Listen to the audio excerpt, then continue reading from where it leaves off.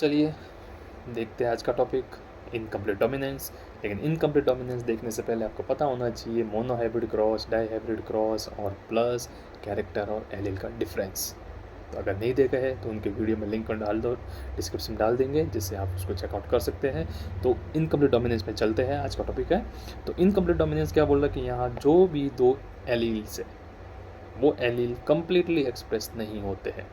मतलब ना तो प्रॉपर ए कलर का ना कलर बी का एक्सप्रेस होगा। यहाँ पे कोई थर्ड ही कैरेक्टर आपको मिलेगा।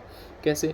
तो जैसे कि आपने देखा होगा रूह अफ़ज़ा, बहुत कॉमन चीज़ है, वो बिल्कुल रेड कलर का होता है और मिल्क बिल्कुल वाइट कलर का। लेकिन जब आप दोनों का मिक्स कर देते हो तो एक नया कैरेक्टर आपके सामने प्रेजेंट होता है जो है पिंक कलर। मीन्स ना तो रेड कम्प्लीटली एक्सप्रेस हुआ है ना ही आपका वाइट कलर, दोनों का डिफरेंट एक थर्ड कैरेक्टर एक्सप्रेस हुआ है यहाँ पर, जिसको बोल रहे हो आप इनकम्प्लीट डोमिनेंस। तो इनकम्प्लीट डोमिनेंस में देखने से पहले माइंड यहाँ पर आप किस के अंदर अपन पढ़ते हैं इनकम्प्लीट डोमिनेंस, तो वो पढ़ते हैं आप एक प्लांट है जिसका नाम है 4 o'clock प्लांट। 4 o'clock प्लांट, इसी का एक कॉमन नेम है आपके मिराबिलिस जलापा। मैंने उल्टा बोल दिया, मिराबिलिस जलापा है साइंटिफिक नेम और 4 o'clock प्लांट है आपका कॉमन नेम। एक और प्लांट है स्नैपड्रैगन। ये दोनों प्लांट के अंदर अपन इनकम्प्लीट डोमिनेंस को पढ़ते हैं। कैसे? देखते हैं। तो क्या किया गया, कोई स्नैपड्रैगन या मिराबिलिस जलापा का क्या लिया गया, रेड फ्लावर लिया गया। कौन से कलर का लिया गया? रेड फ्लावर, जिसको एक्सप्लेन किया गया था रेड से, कैपिटल आर से। सेम एज वेल एज लिया गया दूसरा वाइट कलर, वाइट कलर के फ्लावर लिए गए जिनको एक्सप्रेस किया गया एलिलिक स्मॉल आर से। अब ये पेरेंट्स है, इनके गैमेट्स प्रोड्यूस होंगे ड्यू टू मियोसिस। इतना आपको आइडिया है, कोई प्रॉब्लम ही नहीं है इसमें। तो यहाँ पर कैपिटल आर एक allele, capital R another allele, as well as small R another allele, small R another allele. अब क्या होगा, capital R goes with the small R, as well as all progeny will produce capital R and small r. All are capital R and small r. Due to law of dominance, first law of dominance के according ये क्या होनी चाहिए, red होनी चाहिए। लेकिन अपन पढ़ क्या रहे हैं, इनकम्प्लीट डोमिनेंस। इनकम्प्लीट डोमिनेंस पढ़ रहे हैं, इस वजह से यहाँ पर ना तो रेड एक्सप्रेस हो रहा है ना वाइट एक्सप्रेस हो रहा है। यहाँ पर दोनों का मिक्स फॉर्म, मतलब थर्ड कैरेक्टर एक्सप्रेस होगा pink colour.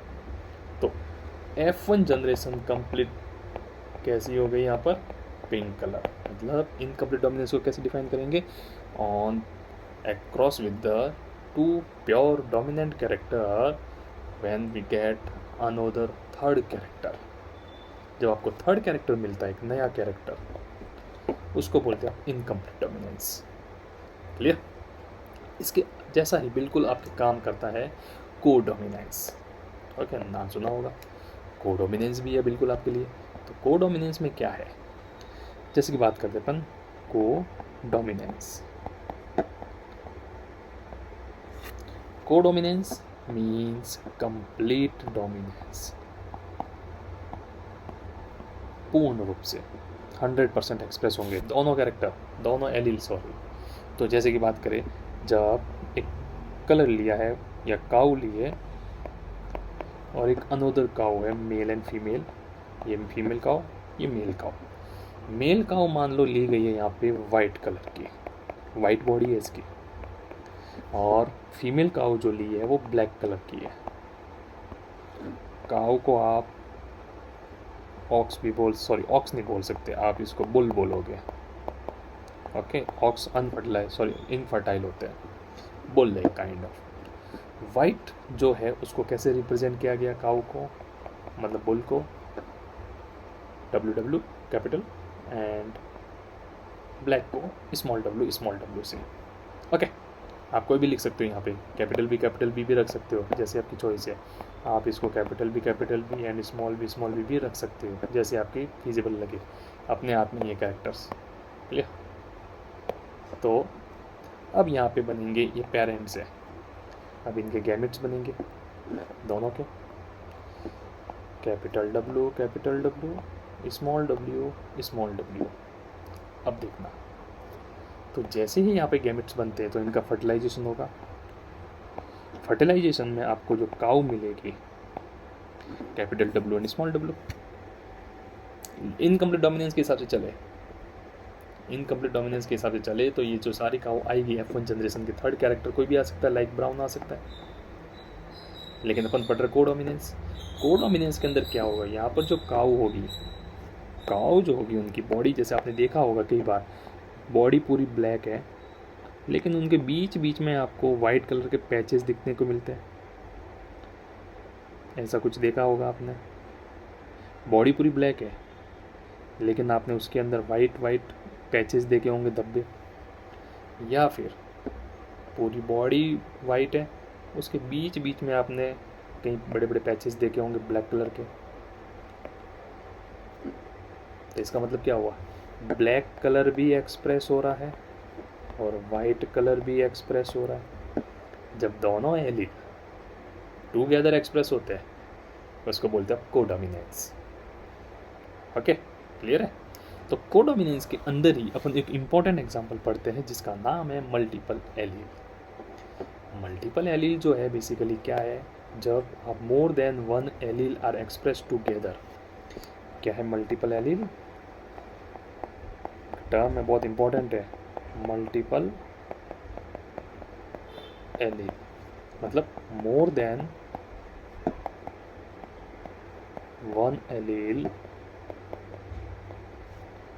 Are express together, एक साथ एक्सप्रेस हो रहे हैं। इसका सबसे बेस्ट एग्जांपल है जो NCERT के अंदर दे रखा है और एग्जाम में भी पूछता है, ह्यूमन ब्लड ग्रुप।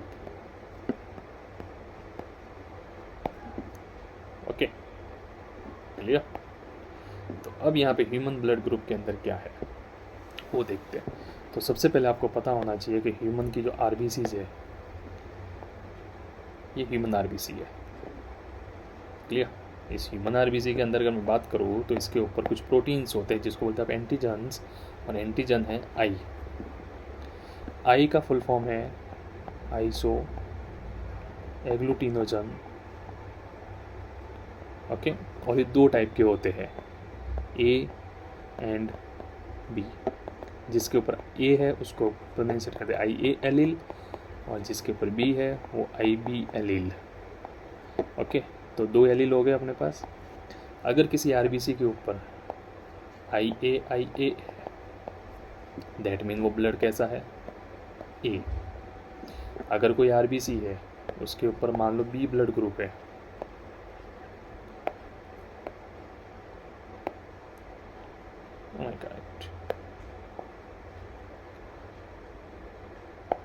ये लो एक बार एक साथ ही बना देते अपन, जिससे अपने क्या है प्रॉब्लम ही ना हो बार बार।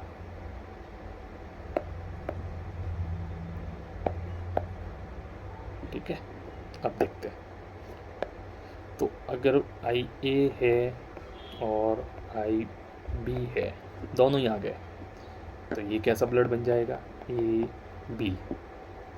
अगर किसी RBC के ऊपर IB और दूसरा भी IB है तो ये कैसा ब्लड बनेगा, B। अगर कोई ऐसा RBC है जिसके ऊपर I है ही नहीं, मतलब जिसको बोलते हैं I0, मतलब I0 का मीन्स क्या हुआ, ना तो IA है और ना ही IB है, दोनों ही नहीं है, दोनों एंटीजन नहीं है, दोनों ही एंटीजन यहाँ पर नहीं है। इसका मतलब क्या, वो I0 है। तो इसका मतलब ब्लड कैसा बनेगा, O ब्लड बनेगा। यहाँ पर मैं पॉजिटिव नेगेटिव की बात नहीं कर रहा, ये ध्यान रखना, मैं सिर्फ टाइप ऑफ ब्लड की बात कर रहा हूँ, ना तो उसका पॉजिटिव ना नेगेटिव, वो अलग चीज़ है।